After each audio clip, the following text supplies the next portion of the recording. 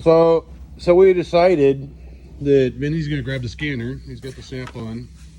We're gonna go ahead. We plugged back in the crank sense. We're gonna go ahead and do the second crank from inside the cab, so we can show how the ICP feeds on the sensor and everything.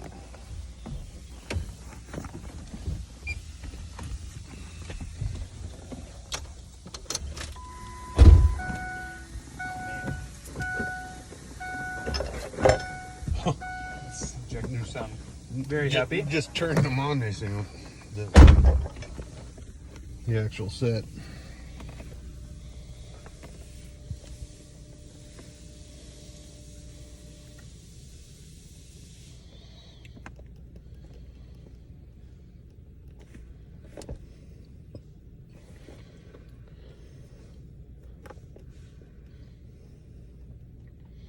So we found in the past we can actually force the truck to fire,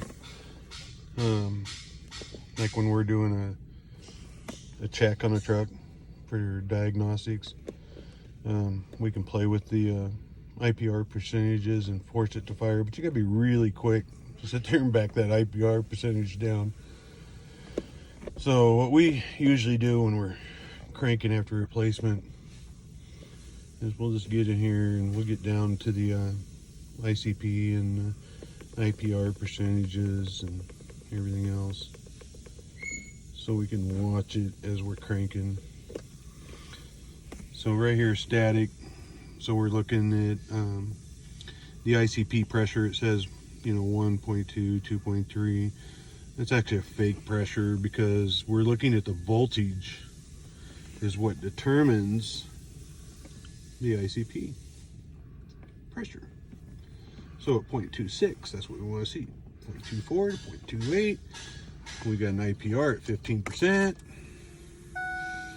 We don't have to really worry about the injection, but now we're going to go for a crank. And what we're going to be watching is this number right here and that number right there. It's demanding 1154. It's only doing 5, so we're going for a 30-second crank. We'll watch it. We'll watch it jump. It's about to jump. And there it goes. Now you can hear it. How smooth she is sounding on the outside already. So the rule is, once you fire it, it don't shut off unless it's leaking somewhere. Because if you see how high we are right now on our pressures, okay, we should be down near 600. We're at 32%, okay, on the IPR. On a nice closed system will be 22 to 23, okay. So right now she's cold, so she's going to be demanding this number right here. This is our ICP voltage. Okay, this is our IPR percentage. Okay, I don't worry about the timing at the moment. So what we're gonna be watching here is the IPR percentage. We're expecting it to drop. Okay, well, it will drop. It already has. And yeah, it's already dropped from what it is, so we're down to 29. These are gonna drop down into the low 600s. Okay. And we'll see the timing settle out to about 1.1 to 1.9, and like I said, these pressures will drop. And yeah, but I mean, you can already hear she's a lot smoother. We'll have to fix the check engine light, and that's from the injectors, because we don't clear them until we're done. This truck's got 237,000, almost 238,000 miles on it. See here already, we're dropping down to 28. So what Vinny will do is button up, get his thing off. It's raining here. We're down to 27. So he'll go ahead and get everything buttoned up, get the windows up so he can back her out of the building.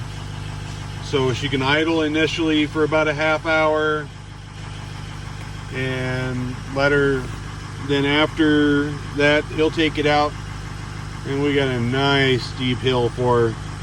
We'll take it out and turn the overdrive off and run it like a 16-year-old just got his daddy's truck for the first time. And that's pretty much how I drive my 6.0s. Is I'll baby it during the week, on the weekend go out and act like a 16-year-old.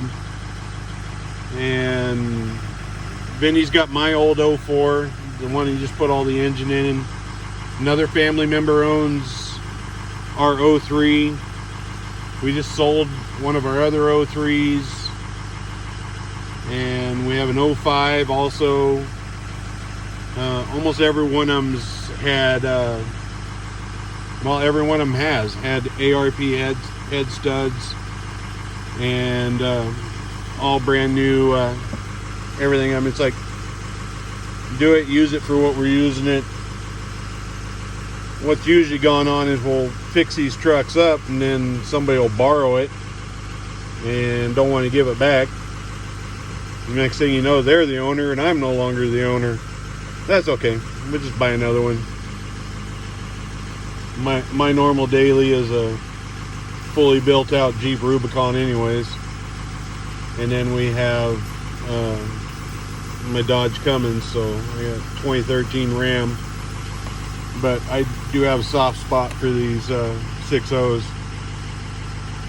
So we'll come back later after we've driven a little bit more. Alright, all back together.